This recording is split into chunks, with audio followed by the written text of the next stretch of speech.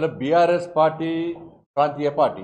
BRS పార్టీని తెలంగాణ రాష్ట్ర ప్రజలు తిరస్కరించారు, అధికారంలో పార్టీని. ఇలా పార్లమెంటు ఎన్నికలంటేనే మోడీ ఎన్నికలు అంటారు. మొన్న ఎన్నికల ప్రచార సందర్భం కూడా చాలా ప్రాంతాల్లో కూడా ఎట్టి పరిస్థితుల్లో పార్లమెంట్లో భారతీయ జనతా పార్టీకి ఓటు వేస్తాము, మోడీ గారిని తిరిగి ప్రధానమంత్రిగా చేస్తామని చెప్పి అన్ని సర్వే సంస్థలు చెప్పినాయి.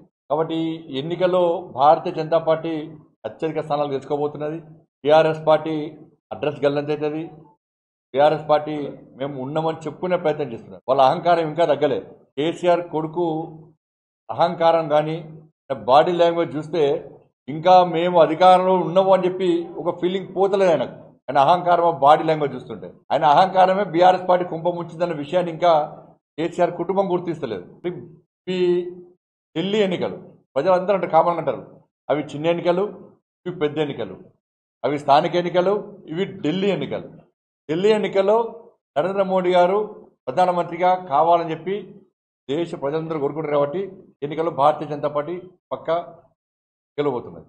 ఈ వీడియో మీకు నచ్చినట్టయితే లైక్ చేయండి, 10 మందికి షేర్ చేయండి. అలాగే కామెంట్ల రూపంలో మీ అభిప్రాయాలను మాతో పంచుకోండి. Nationalist hub group of channels ను సబ్స్క్రైబ్ చేసుకుని తెలుగునాట జాతీయవాద జర్నలిజాన్ని ప్రోత్సహించండి. ఈ వీడియో కింద ఉన్న బెల్ ఐకాన్ పై క్లిక్ చేయడం మర్చిపోవద్దు.